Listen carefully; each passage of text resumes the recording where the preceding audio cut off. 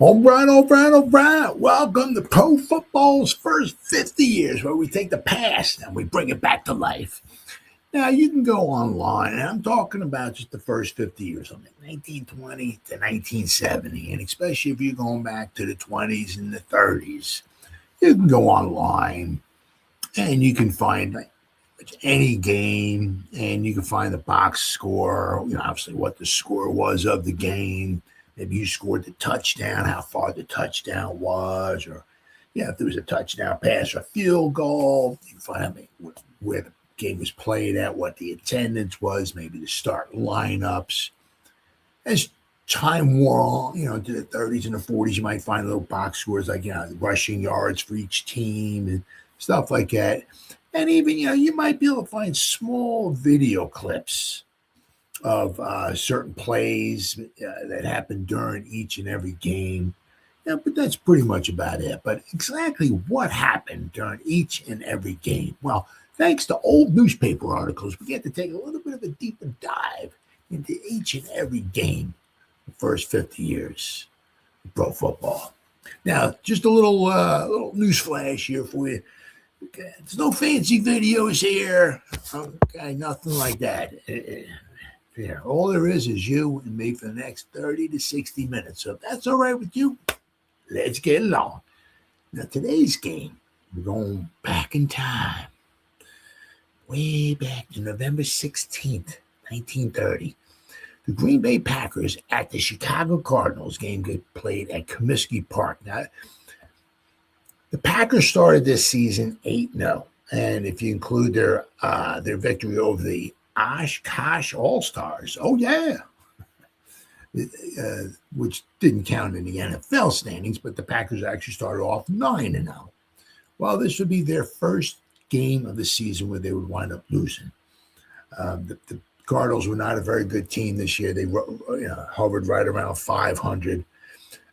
They only won two championships, the Cardinals, 1925. So, a few years prior to this, they were the NFL champions, although they were not the best team that year. The Pottsville Maroons were, but because the owner of the Pottsville Maroon was an idiot, and he was thinking more about money than he was about a championship. Pottsville actually got kicked out of the league for just a short period of time, handing the Chicago Cardinals the title in 1925. The Cardinals will also win the title in 1947 as well. But in 1930, the Cardinals were not so good. But the Packers, this would be their first loss. Let me show you. Now, the Packers, as I said, started off 8-0. And the last 6 games of the season, they wound up losing 3. They tied 1. So they really faltered quite a bit. At the final 6, they were 2-3-1. The Giants, the Packers were 10-3-1. The Giants would be 13-4. The Green Bay Packers won the NFL title in 1930 with a winning percentage of .769. Giants went second place with a winning percentage of .765. So by .004, the Green Bay Packers, percentage points, won the 1930 NFL championship over the Giants. It was very, very close. The Giants were obviously pretty much in second place like the whole year. But the Giants would wind up lose like back-to-back games 7-6 because they missed extra points. Had the Giants made one of those extra points and actually had a tie, the Giants would have won the title. This was the year of the extra point. There was the final. Let me show you. I mean, this is just stone cold crazy. I'll tell you, the year of the extra point. There's like 5 or 6 games total in between the Bears, the Packers, and the Giants, where if an extra point was made, a lot of them were missed, but there was one that actually got made in like 5 or so different games. A different team would have won the title. Let me share my screen. All right, here we go. So as we see here, the Packers started off. I mean, they were just beating everybody. The victory against the Oshkosh All-Stars, but then they beat the Cardinals, the Bears, the Giants, the Yellow Jackets, and they beat the Red Jackets in back-to-back game. The first one was played in Minnesota, Minneapolis, Minnesota. There we go. The next time they played was in Green Bay.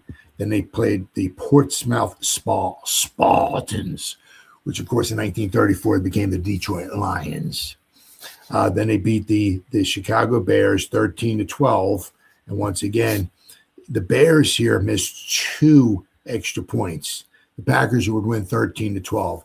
Had the Bears made one of those 2 missed extra points, the Packers would have one less win. The Packers would see up here, the Packers were 10-3-1. The Packers would have been 9-3-1. With a winning percentage of .750. And let's see, the Bears would have been, the Bears would have been 9-3-2. They would have a winning percentage of .750. And the Giants would have won the title. Had the Bears made either one of these extra points that they missed, the Giants would have won the title. It was just crazy. Then we go down to the last game of the season here, where the Packers tied the Spartans. Now, the Packers missed their extra point in this one, too. The Packers, I believe, scored first, but then the Spartans scored. Had the Spartans kicked their extra point and won this game 7-6, the Giants would have won the title. There was 2 or 3 games for the Giants where had the Giants made an extra point. I said they lost back-to-back games, the Giants 7-6. Had they made their extra point, they would have had one less loss and they would have won the title. It was just very, very interesting season. Very, very interesting season. Between the Bears, the Giants, and the Packers, all 3 teams were very, very good. But because of missed extra points, the Green Bay Packers wound up prevailing this season. But as we see here, this would be the Packers' first loss. Spoiler alert, I do apologize. The Cardinals would win this game 13-6. Games played in Chicago, Comiskey Park. Now we'll go over. Yeah, you see here, they win. And they just started stumbling here. They lost, then they would play the Giants at the Polo Grounds, and next week they would lose that one. Then they would beat the Yellow Jackets. They would beat the Stapletons. Then they would lose to the Bears. Then they would tie the Spartans. All right, we'll go over the Cardinals. The Cardinals were just a mixed bag this year. They finished, 5-6-2. They were in 7th place. I think there's like 11 teams in the league this year. So they did not have a banner year. I mean, you can see early on a couple like the Sturgis Wildcats. That was a non-league game. Memphis Tigers, that's a non-league game. Memphis Tigers, that's a non-league game. But, I mean, you can see here, they lost a couple of ties, a win, 3 losses in a row. Then they won 4 in a row. Then they lost to the Giants. They won a couple in a row. Then they lost, and they won. Then they lost. So the Cardinals were up and down. But, on any given Sunday, anything can happen. And as we go back here and we look at the Green Bay Packers, we'll notice that the Packers started their season by playing almost every game at home. Then they went on the road. Right, they played at City Stadium in Green Bay. Then they played Minneapolis, the Red Jackets. Then they played Green Bay. And then the rest of the games were on the road here. Because obviously it got cold in Green Bay. Now, if you go back 100 years in time, especially, we got global warming kind of going on now. But don't get me wrong, it gets cold in Green Bay. Don't get me wrong, I've been there. But, you go back to 1930, it got very cold there. And you'll notice here, I said, like in the very beginning of November was their last home game. After that, they went on the road. So I said, see, with the Cardinals, this game would be 13-6 with the Cardinals. So this would be the first loss. So after this game, the Packers would be 8-1. And it was those last 5-6 weeks or so of the season were very, very interesting. The Giants were always in second, pretty much always in second place. The Packers were always in first place. The Bears started off kind of slow, and then they started coming on. Let's get the Bears up here. There we go. All right, you'll notice here. The Bears, let's see, did they play? I know they played somebody, lost to the Ironton Tanks. So this one doesn't count here. The Ironton Tanks beat a couple of teams that were in the NFL this year. The Ironton Tanks should have been in the NFL, to be honest with you. So this game here does not count. Right? But you'll notice they had the Bears. They had a tie, then they had a loss, a couple wins, a loss, a win, a loss, a couple wins, and then a loss. So they had their 4 losses here. But you'll notice here they missed an extra point. Had they made this extra point, they'd have one less loss. They would have been 9-3. They would have been right there at the title. They wouldn't have made it, but yeah, so it's crazy. A lot of these games get decided by missed extra points. But after this, and then this game here, they missed 2 extra points against the Packers. And I said after that, they won their final 1, 2, 3, 4, 5. They won their last 6 games of the season. So they were kind of in the middle part of the pack, but then they started winning the final 6 games, and they started plummeting or were going up to the top. So it was a very, very interesting season here. Let me go over a little bit of Comiskey Park here real fast.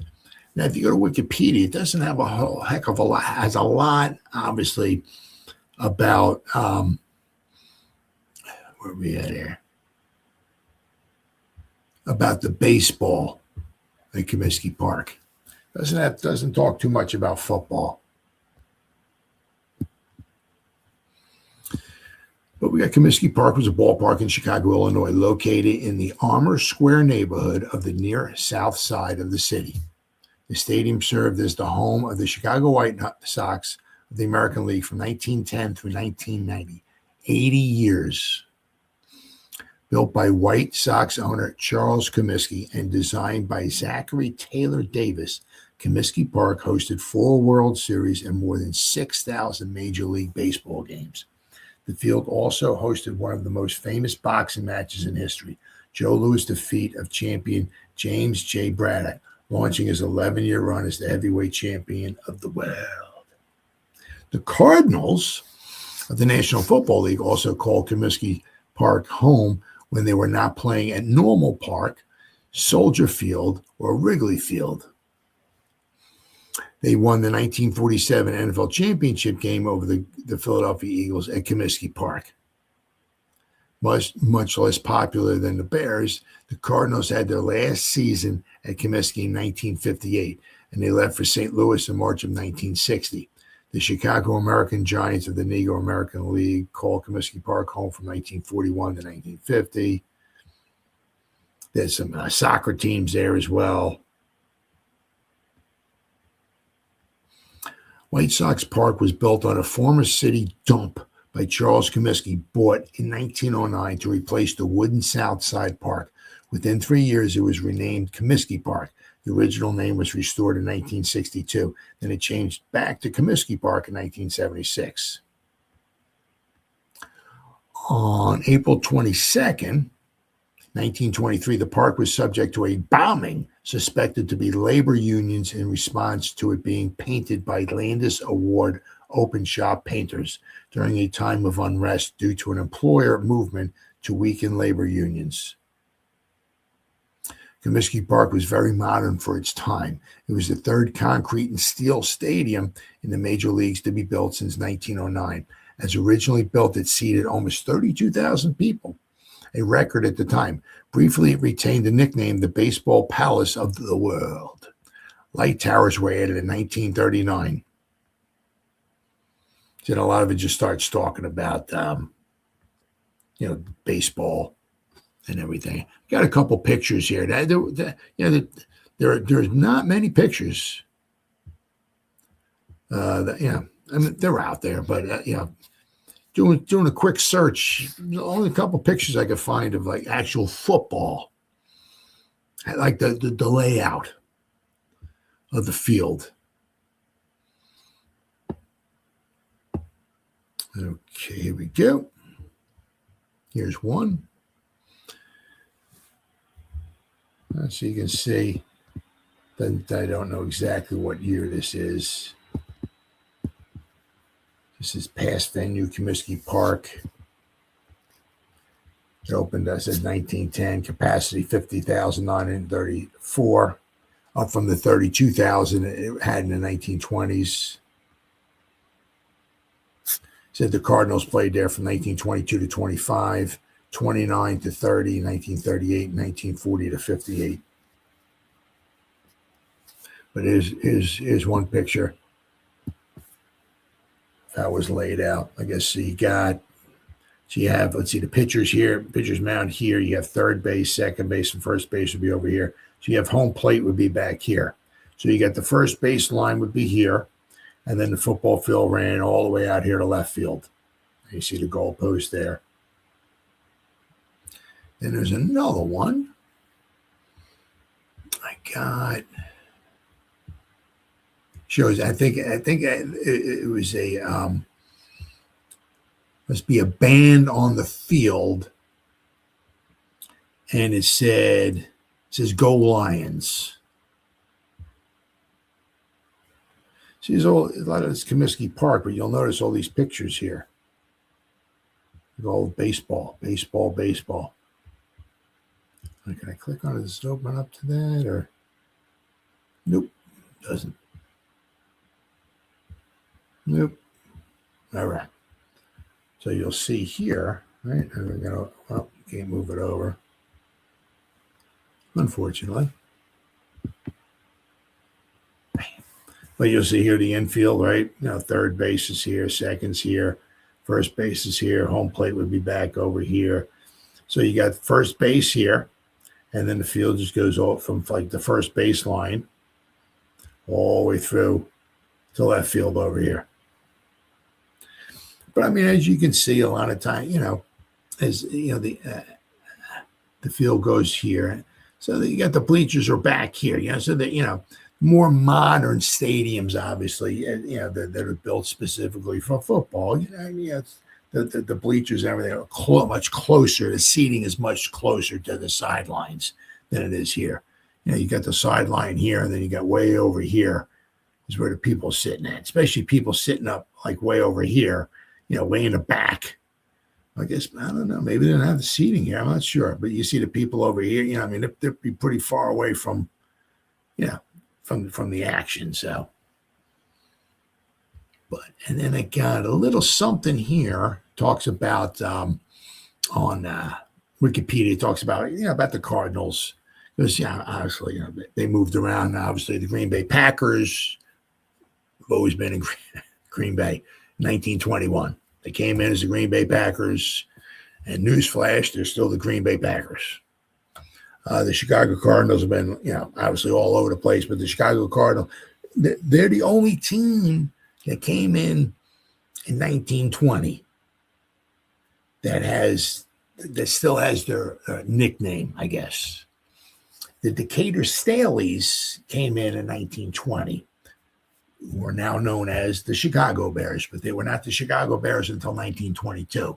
1920, they were the Decatur Staleys. 1921, they moved to Chicago, but they were the Chicago Staleys. 1922, they became the Chicago Bears. 1920, the Packers were not around. Well, they were around, but they're not in the NFL. Packers 1921 came around. So the Cardinals, 1920, are the only team that came in 1920 and still has their original nickname. Been around the whole time. The Giants came around in 1925.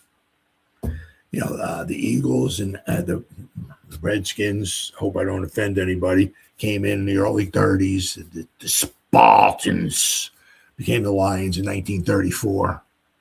But the Cardinals are the only team coming in 1920 with their original nickname. All right, so let me go over here, just a little bit on the Cardinals. Then I got a couple articles to talk about. I think it's the Chicago Tribune and then the Green Bay Press Gazette. which I have actually have. I mean, doesn't happen often. Now, there's a lot of, you can find a lot of articles, especially in the 30s and all that, in 40s and 50s. They give a nice, good description of what happened in the game, but not all of them, like such as the Green Bay Press Gazette, actually have play-by-play of actually what happened every play. So, all right, where are we at here? Okay, nice a little bit of history on the Cardinals here. They started out, and I think it was 1899, was it? Ooh, hey, way to top up here, 1898. Oh, all right. The professional American football team known as the Arizona Cardinals previously played in Chicago, Illinois, as the Chicago Cardinals from 1898 to 1959 before relocating to St. Louis, Missouri, 1960 through 87. The roots of the team can be traced in 1898, when Chris O'Brien established an amateur Chicago-based athletic team, the Morgan Athletic Club. O'Brien later moved it to the Chicago's Normal Park and renamed them the Racine Normals, then adopting the maroon color from the University of Chicago uniforms. In the 1900s, the Cardinals became part of the professional circuit in Chicago. The Chicago Cardinals, along with the Bears, were founding members of the National Football League in 1920. Well, 1920 was called the American Professional Football Association. 1920 and 21 it was called the American Professional Football Association. It wasn't called the NFL in 1920. And the Chicago Bears were not called the Chicago Bears in 1920. Both these teams are the only two surviving teams in that era from 1920. The Bears and the Cardinals also developed a rivalry during those NFL's first years because they were both, well, not in Chicago all those years, but most of the years they were both in Chicago.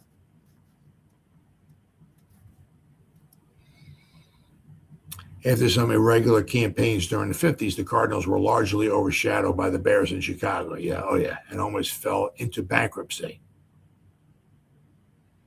Oh, yeah. After some efforts to buy the Cardinals, a group of investors, including Lamar Hunt, Bud Adams, Bob Housham, and Max Winter, joined forces to form the American Football League to compete with the NFL. The Cardinals would later move to St. Louis, Missouri, beginning with the 1960 season. Now, what happened there in the 1960 season was that the AFL was opening up. 1960, and the Cardinals would wind up moving to St. Louis because they wanted to take out one of the markets that the AFL could possibly have. Obviously, St. Louis is a very good sports area, and they figured they have the NFL as a team in Chicago, so why not take another team and put it into another promising area, which wound up obviously being St. Louis. So they're trying to block so many areas that the AFL, so many avenues that they could, cities that they could have football teams in. So in 1898, Chicago painting and building contractor Chris O'Brien established an amateur Chicago-based athletic club formed team named the Morgan Athletic Club. Bryan later moved the team to Chicago's Normal Park and renamed them the Racine Normals, since Normal Park was located in Chicago's Racine Avenue. 1901, O'Brien bought used maroon uniforms from the University of Chicago, the colors which had been then faded, leading O'Brien to exclaim, "That's not maroon, it's cardinal red." Ding, ding, ding, ding. It was then that the team changed its name to the Racine Street Cardinals.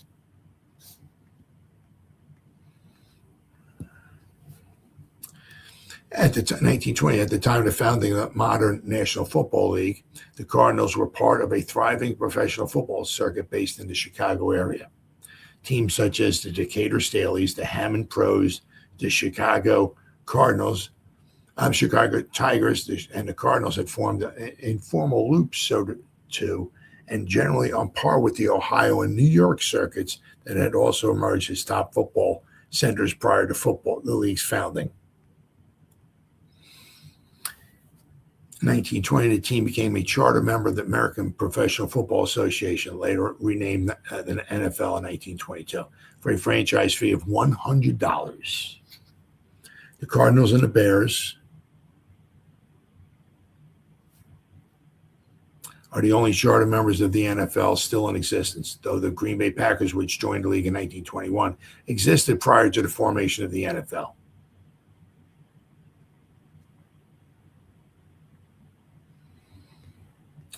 Let's see. I said, the Cardinals had some very, very lean years, very, very lean years. 1930s, the Cardinals posted a winning record only twice in the 20 years after the 1925 championship, 1931 and 1935, including 10 straight losing seasons from 1936 to 1945. The late 40s, they were very good. Very good. 1947 and 48, they would go to the championship game 2 times in a row. Then 1947, they would beat the Eagles in a very, very, very good game, 28-21. Each team scored in each quarter. One of the quarters, I can't remember which one it was, the Eagles did not score in. But the Cardinals scored 1 touchdown in every quarter. The Eagles scored 1 touchdown in 3 of the 4 quarters. A very, very good game. This is the Cardinals' last championship, was in 1947. The Cardinals will go back to the championship in 1948. And in a blinding snowstorm, the Philadelphia Eagles would win 7-0. And then after that, the Eagles would win the championship in 1949. They would beat the Rams 14-0 out in Los Angeles. And then after that, the Cardinals had a good year here, a little good year there, but they 1947. So if you're a Cardinal fan, you got to go back almost 80 years to the last time they won a championship. So it's been a long, long time. The Packers have almost every year they're good. So unlike the Cardinals this year, 2025, not very good, not very, very good at all. All right, so that's a little bit of the background on the game. So let's start off with a couple articles here from the Chicago Tribune, and just goes to show you, not every team got covered very well. The Chicago Tribune has a nice little article. It's on 2 different pages. But Chicago, the Cardinals were the home team, and they had some coverage. But the Green Bay, they were the away team, and they have a play-by-play of what happened in this game, and they were the away team. Usually you find a lot of times that the home team has the better coverage, but not in this case. So let me pop up here the Chicago Tribune here, page 25 of the Chicago Tribune from November 17th, 1930. Packers lose the Cardinals 13-6. Oh, I hate when that happens. You see this here? Let me refresh this here. Look at that. It goes away. And look at this, huh? The Chicago Blackhawks tie the New York Rangers 1-1 in hockey opener. All right, so we got this here. Ernie Nevers' plunge in the last period routs the leaders. Routs them. They won 13. They won by a touchdown. When I hear rout, that's when you win like 40-3. Back then, that's what they call a rout if you won by 7 points. 17,000 people see Green Bay outplayed. Now, here's the start lineups according to the Chicago Tribune. Sometimes you will see different newspapers have different starting lineups. not, if anything, nothing for the most part big time. You might have one guy different on the offensive line, maybe. A lot of times what you'll do is you'll have the halfbacks will be reversed. Like here, you'll have Rose was the right halfback and Belden was the left halfback. You go to another newspaper and they might have Rose was the left halfback and Belden was the right halfback. It's just, you might, as I said, you might have one or so discrepancies between papers in the starting offensive line. But a lot of times what you might wind up having, as I said, the halfbacks get reversed. Here you go. You got the substitutions. Both teams that apparently the Cardinals only put in 2 substitutes. Packers had all these substitutes up here. The referee was Khan. He reffed a lot. Let me tell you what, back then. Keefe was the umpire from Milwaukee. Head linesman was Smith from Chicago. Oh, if you hear snoring, that's my dog. So, shh, keep it down. My dog's snoring. I love the sound effects. For the first time since 1928, and the Green Bay Packers, I think, had gone like 21 or 22 games in a row without a loss. So, and that means they did have a tie or so, but as far as a loss, it's been a long time since they had a loss. For the first time since 1928, the Green Bay Packers, professional football champions, yesterday met a foe they could not conquer. Cardinals 13, Packers 6. In this manner, Ernie Nevers and his teammates ended the Packers' winning streak of 22 victories, 12 of which were compiled last year when Green Bay, undefeated, won the National League title. The game was played before 17,000 people at Comiskey Park. Last week, Green Bay won its 8th game of the season by the margin of a point after touchdown. Chicago's Bears were the losers. I pointed out the Bears missed 2 extra points in that game.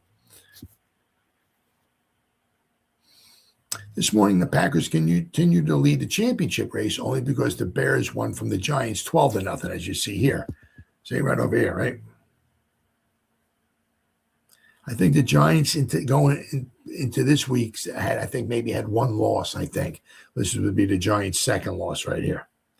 So the Packers lost 1. So the Packers were still in first place. They had 1 loss. Giants would be, I think, in second place with 2 losses. Let's see here.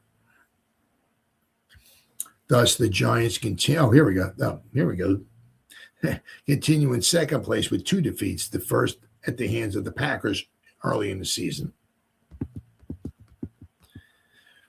Misplays in the first quarter. The first quarter, although scoreless, was a succession of misplays, each team seemingly determined to present the other with victory. Then the Cardinals scored, whipping into the sluggish Bay line for a march of 51 yards, which ended with Charlie Belden across the last line after a short forward pass completed behind the line of scrimmage.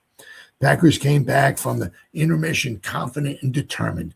With the advantage of a recovery of the Boyd's fumble on the Cardinal 35-yard line, Green Bay kept possession until Herdis McCrary went spinning through the line for the tying score. Dunn missed the point after. Nevers crashes over. So into the final period, the rivals fought. Then the Cardinals gathered strength as they went, smashed down for 44 yards with Ernie Nevers scoring. Nevers added the final point, making certain that Green Bay only might tie in the remaining 4 minutes. But the Packers' route was complete. They received the kickoff, lost the ball on downs, and never regained it. The final whistle blew with the Cardinals on the Packers' 2-yard line and a 3rd touchdown at hand. The Packers have represented the perfection in professional football so long they have become a measuring rule for the game. Thus, the thousands who yesterday hoped for victory were stunned when it was achieved.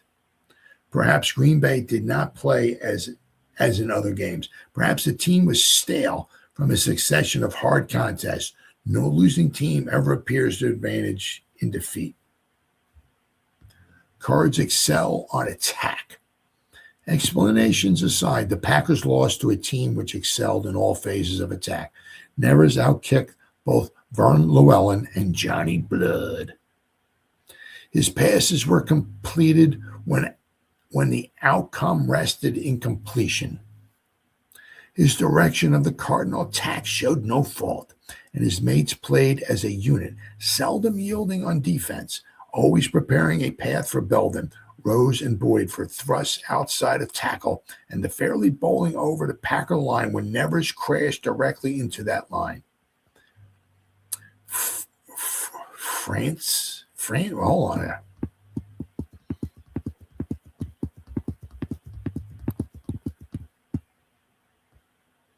Franta. Okay, Franta from Green Bay.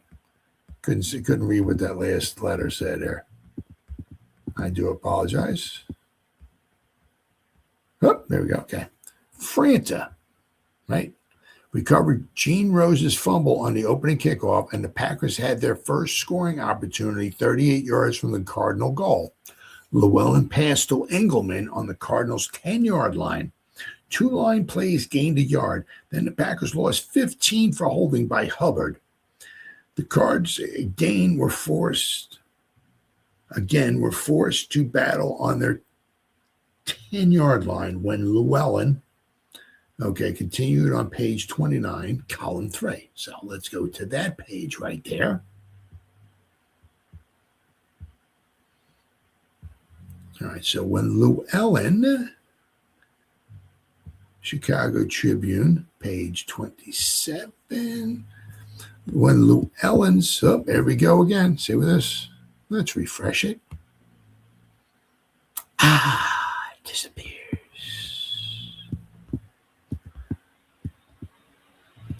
When Llewellyn's forward pass was allowed because of interference.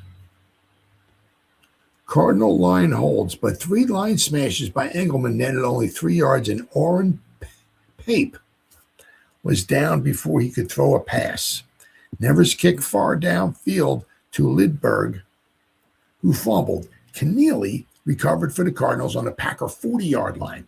Pape intercepted Nevers' pass on the second play, but Castle returned the compliment by intercepting Llewellyn's forward in midfield.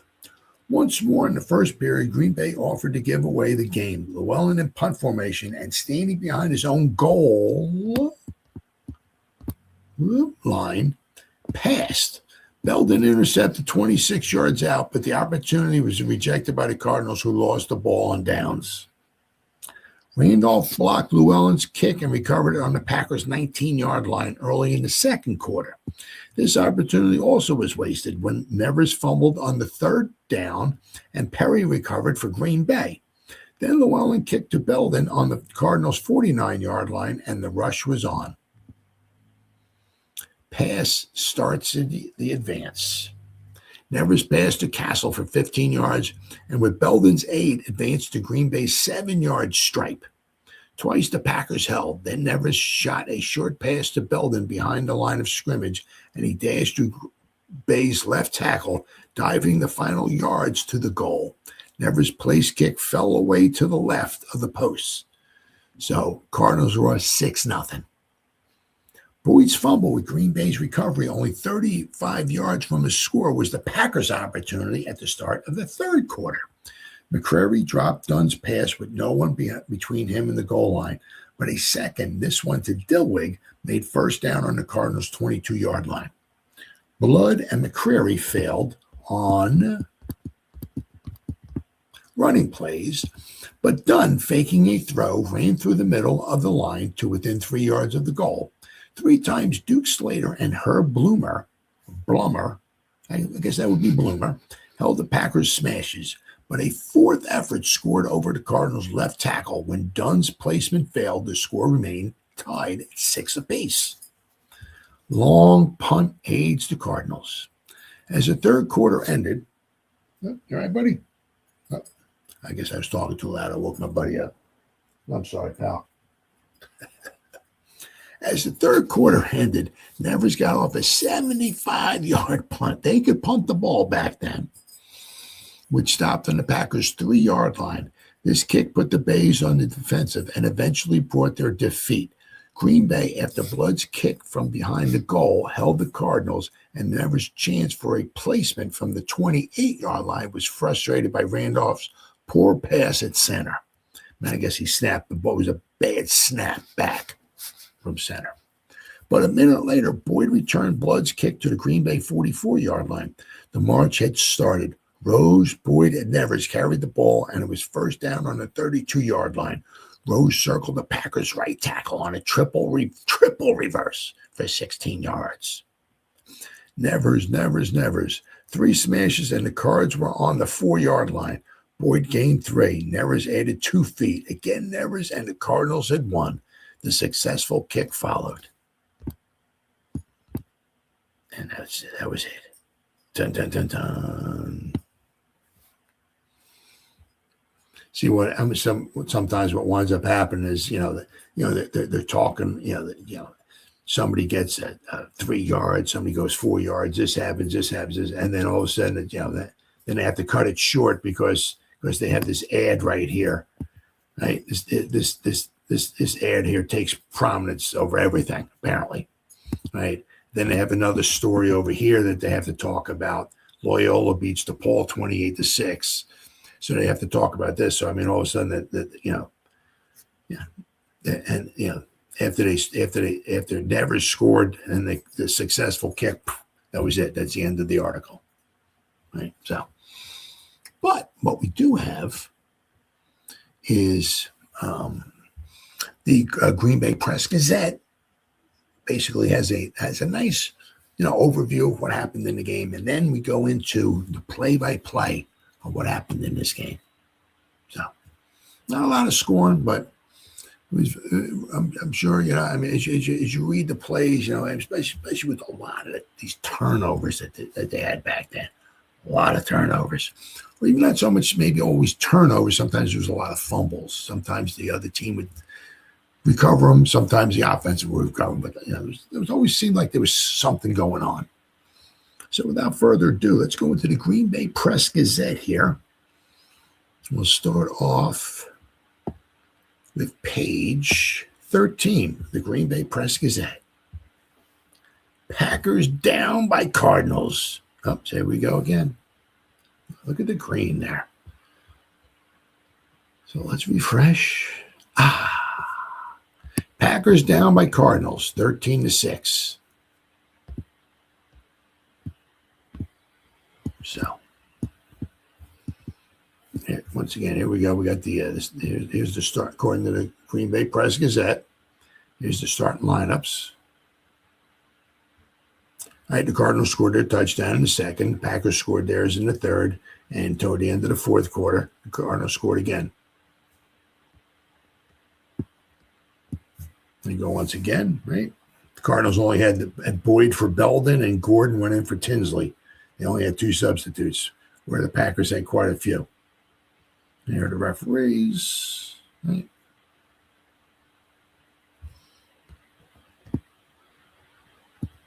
All right, so Nevers leads Fighting Team to a victory. Green Bay loses for first National League game since 1928. Wow, and this is 1930. All right. So, here we got here. At the time, now Brooklyn has 2 losses, but their winning percentage is only 7-14 because the Giants are 10-2. Brooklyn's 5-2. Providence is 5-3. The Bears at this time were 5-4. But they said they started winning a bunch of their final games, and they started climbing up. They would wind up in 3rd place. They would have 4 losses, but they would every week they would keep climbing up and up and up. So, all right.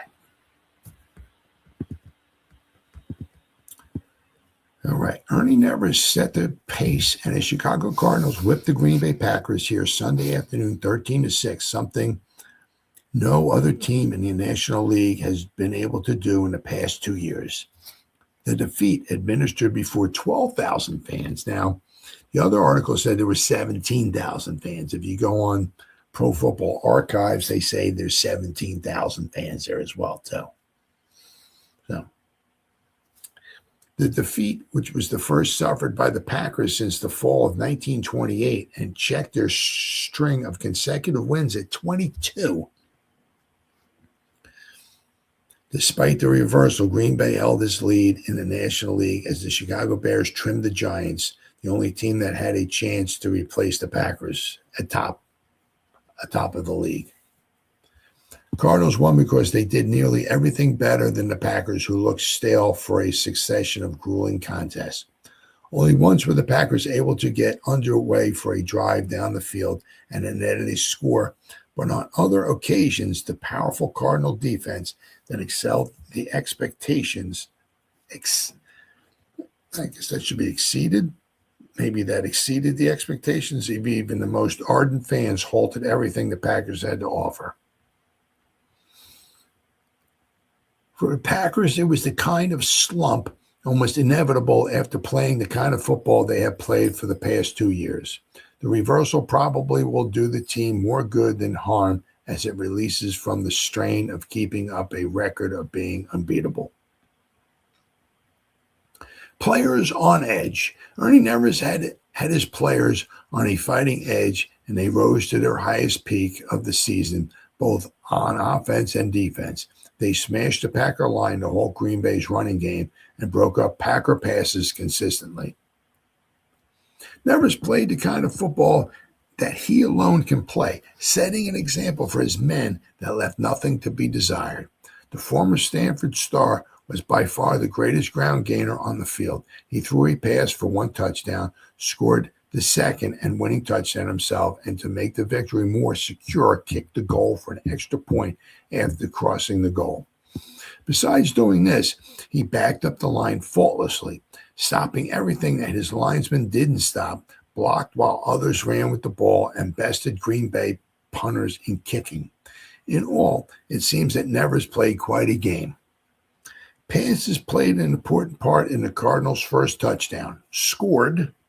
Okay, so we got to go to the next page. And this article, this page here has a lot of information on this game.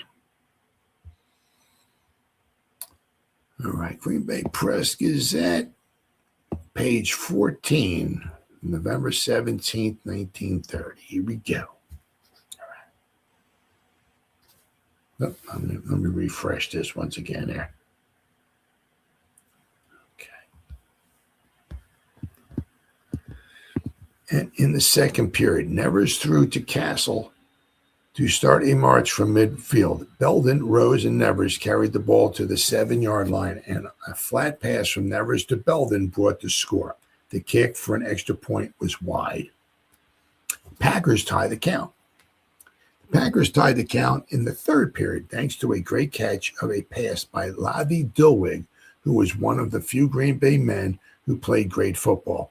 Red Dunn, who also played a good game, contributed his share towards the marker when he got loose on a run of 18 yards to the 4-yard line, and McCrary carried the ball over the goal line after 3 plays had netted only 2 yards.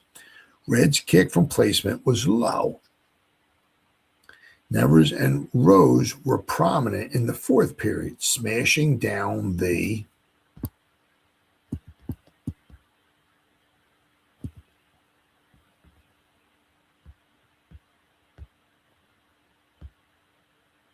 hold on. It's under there. Smashing down the field from the 45-yard line to the touchdown that brought victory. Running plays with one wingback in motion gained most of the ground, and Nevers went over from the 8-yard line on 3 plays for a touchdown. He then kicked the goal, giving this team a 13-6 lead that was held until the end. Plays went wrong for Green Bay before the battle was 3 minutes old. They were presented with a scoring opportunity by the Cardinals on the opening kickoff, and when they failed to take advantage of it, the Cardinals took heart and continued to improve as the Packers failed to snap out of their sluggish play. Baker fumbles the ball. A fumble by Baker on the opening kickoff, recovered by Franta, gave Green Bay the ball on the Cardinal 35-yard line before the game was a minute old, but after going to the 10-yard line on a pass from Lewellen to Engelmann, they were halted and lost the ball on downs. After an exchange of punts later in the same period, Green Bay tried a pass deep in its own territory that was intercepted by Belden on the Packer 25-yard line. 2 plays failed to gain, however, and Franta broke through the line and threw Nevers for a 15-yard loss on the 4th play. Green Bay taking the ball and punting deep into Cardinal territory. Randolph, Cardinal center, smashed through the Green Bay line a few minutes after the start of the second period and blocked Llewellyn's punt, knocking the ball back to the 20-yard line where he fell on it. Nevers fumbled on the 21-yard line, however, and Perry recovered for Green Bay, and they again punted out of danger. Taking the ball in midfield after Llewellyn's punt, Nevers dropped back and heaved a pass to Castle for a 14-yard gain to put the ball on the 39-yard line. Nevers picked up 6 yards on the right side of the Green Bay line and then cut back on a tricky play to the left for a first down. On a triple pass play, Belden broke through for a 9-yard gain to put the ball on the 17-yard line. Rose then figured in a triple pass play, gaining 7 yards and a first down to put the ball on the 7-yard line. Nevers was stopped cold at center, and Belden lost a yard at the same place. On the 3rd play, Nevers cut to the right and back and shot a flat pass to Belden, who dove over the goal for a touchdown. Melinda recovers a fumble. Bo Melinda recovered a Cardinal fumble before the second half was 3 minutes old, giving Green Bay the ball on the Cardinal 35-yard line. Dunn then passed to Dilwig for a first down on the Cardinal 2-yard line. No. Hey. Now, yeah, I can't remember what this said, but it's not the 2-yard line. It's a 20-something yard line. So Dunn then passed to Dilwig for a first down on the Cardinal 20-something, maybe 23 or something yard line. And on the next play, when all receivers were covered on a pass play, Red raced over the right side of the field for a first down on the 4-yard line, sidestepping and shifting. Oh, boy, here we go.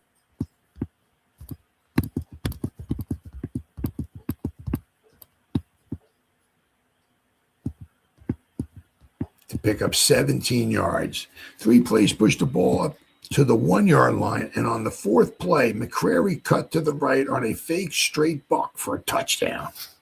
Green Bay was forced deep into its own territory late in the 3rd period when a great kick by Nevers was down on the Packers' 3-yard line. The period ended before the Packers could put the ball into play, but at the start of the 4th quarter, Blood punted out. Boyd getting the ball on the 40-yard line, and where Zuver downed the ball. Rose broke through the line and went 22 yards before he was run out of bounds on the next play. Nevers was stopped after a 2-yard gain, and Rose also was stopped on a similar play. On 4th down, Nevers dropped back to his own 25-yard line for a place kick. But the pass from center was low, and he did not have time to kick. Now, once again, you got to also this still on his own 25-yard line for a placement kick. Now that it's basically he's not on his own 25-yard line. He was beyond the Nevers. He would be drop back on the Packers' 25-yard line for a place kick. But the pass from center was low, and he did not have time to kick. So he picked the ball and threw it wildly to the left. The Packers claimed that Nevers intentionally grounded the ball and should be penalized, but referee Kahn failed to agree with them and gave the Packers the ball on the 20-yard line. After a few plays, they gained only 3 yards. The Packers punted to Boyd, who was down in his tracks on the 43-yard line. Rose picked up 3 yards on a right side cut through tackle, and Nevers added 7 more to the left for a first down. Rose then broke away to the left for a 14-yard gain to put it on the 13-yard line. From that point, Nevers went over for a touchdown on successive plays as related before. Now we have the play-by-play. First quarter. Here we go. Packers kicked off to Baker, who returned it to the 37-yard line where he fumbled. Franta recovering for the Packers. Llewellyn passed to Engelmann for a 28-yard gain and a first down on the Cardinal 19-yard line. Well, say something's wrong here because they got it to the 37. they completed a 28-yard pass. It would be down to the 9-yard line. So maybe it was an 18-yard gain down to the 19-yard line. Lidberg hit center for no gain. Lewellen was held at left tackle for no gain. The Packers were penalized 15 yards for holding, putting the ball on the 24-yard line. Lidberg was stopped without gain. Engelmann crashed through right guard for 3 yards. A Packer pass to O'Donnell was ruled completed when Baker interfered, putting the ball on the 10-yard line. Engelmann tried center but picked up no yardage. Pape got a yard at left tackle. Lidberg crashed center for 2 yards.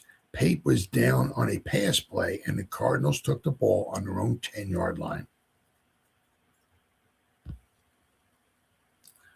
Belden tallied to gain at center.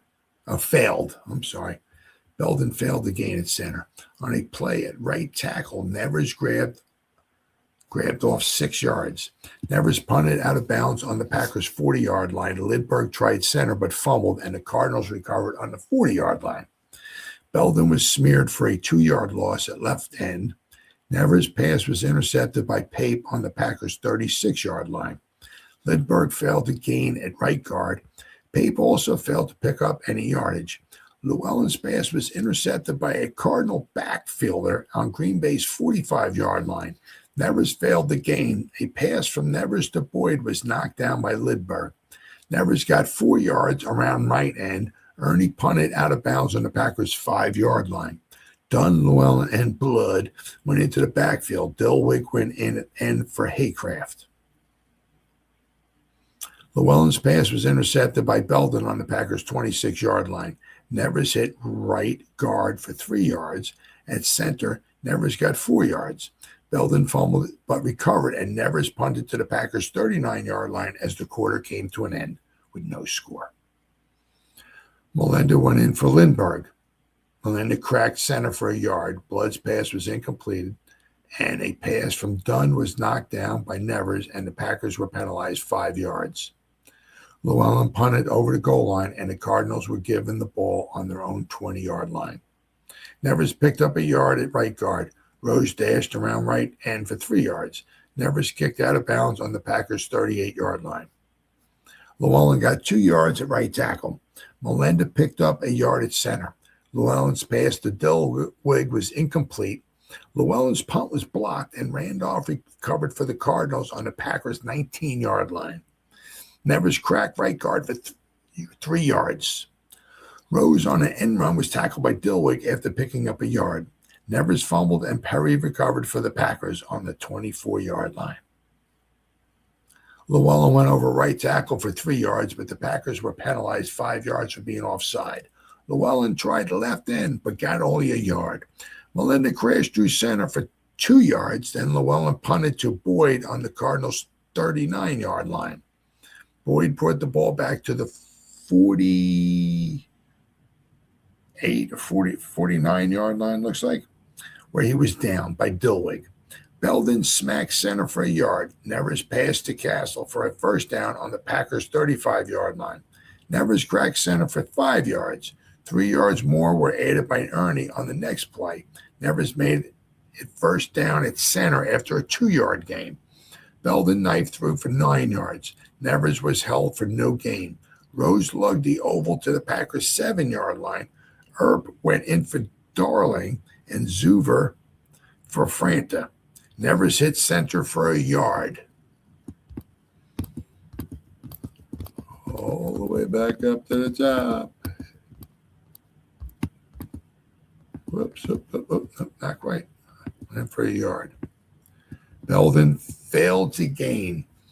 There we are. Then Nevers passed to him over the goal line for a touchdown on the next play. Belden was injured on the play and was carried from the field. Nevers' attempted place kick from the extra point was futile. The Cardinals were up 6-0. Nash went in for O'Donnell. Slater kicked off to Blood on the Packers' 12-yard line. He brought the ball back to the Packers' 32-yard line. On the first play, Blood was thrown for a 2-yard loss by Blummer. Llewellyn's pass to Tom Nash was incomplete. Llewellyn punted to the Cardinals' 30-yard line. where Boyd caught it and returned 3 yards before being stopped by Nash. Nevers cut over left guard for 2 yards. Nevers hit left tackle for a yard. Rose cut over left tackle for 5 yards as the half came to an end, with the score leading the Cardinals leading 6-0. Third quarter. Slater kicked off to Dilweg, who returned 5 yards to the Packers' 35-yard line. McCrary hit center for a yard. Blood hit the right side of the line for 6 yards. Melinda goes in at fullback, and McCrary takes Llewellyn's place. Blood punted to the Cardinals' 21-yard line, where Boyd was down in his tracks by Dilweg. Rose hit right tackle for 4 yards. Nevers fumbled, and Melinda recovered, but the Packers were penalized 5 yards for being offside. Nevers hit center for no gain. Rose picked up 7 yards through the right side of the line. Boyd hit center and fumbled, and Melinda recovered on the Cardinals' 35-yard line. Melinda hit center for a yard. Dunn's pass to McCrary was incomplete. Dunn passed to Dilweg, who ran to the Cardinals' 22-yard line for a first down. Blood gained a yard. Melinda hit center for a yard. Dunn circled left end for 17 yards, putting the ball on the Cardinals' 3-yard line. Blood was stopped at left tackle for no gain. McCrary was stopped for no gain. Blood gained another yard. So it got down to, the 2-yard line. McCrary on a cross buck dived over the line for a touchdown. The score was 6-6. Dunn's attempted kick for the extra point was no good. Michael kicked off to the Cardinals' 10-yard line, and Boyd brought it back to the 31-yard line. Rose ran into a stone wall. Nevers' pass to Boyd was incomplete. It was a long one. Nevers tried another long pass, but it was incomplete, and the Cardinals were penalized 5 yards. Nevers punted to Dunn on the Packers' 25-yard line, and he ran out of bounds on the Packers' 29-yard line. Blood ran around left end for 14 yards, putting the ball on the 43-yard line. Melinda hit center for 2 yards. Blood on an attempted left end run was thrown for a 4-yard loss by Tinsley and Williams. Melinda gained a yard at left guard. Blood punted to Boyd, who was down by Nash on the Cardinals' 28-yard line. Boyd picked up a yard around left end. Boyd hit the left side for another yard. Nevers punted to the Packers' 4-yard line, where Keneally fell on it. Melinda hit center for both, but both teams were offsides as the quarter came to an end with the score 6-6. Melinda dived out of bounds as we start the fourth quarter here for no gain. Blood punted to the Packers' 38-yard line where the ball was down by Dilweg. Nevers went out of bounds after a yard gain. Rose went around right end for 15 yards to the Packers' 22-yard line, being tackled by Dunn. Nevers hit center for 2 yards. Rose hit the right side of the line for a yard. Nevers passed to Boyd for a gain of 2 yards. A poor pass from center spoiled an attempted place kick by Nevers. Nevers picked the ball up and threw it for a forward pass, which went wild. Packers ball on their own 17-yard line. Blood hit the line, the left side of the line for a yard. Another yard was picked up by Blood on the next play. Blood punted to the Cardinals' 40-yard line. Boyd bringing it back to the Packers' 44-yard line. Rose hit right tackle for 3 yards. Boyd crashed over left tackle for a yard. Nevers cut over left tackle for 8 yards and a first down. Rose hit the right side of the line for 16 yards, putting the ball on the Packers' 16-yard line. Perry was replaced by Hubbard at left tackle. Nevers was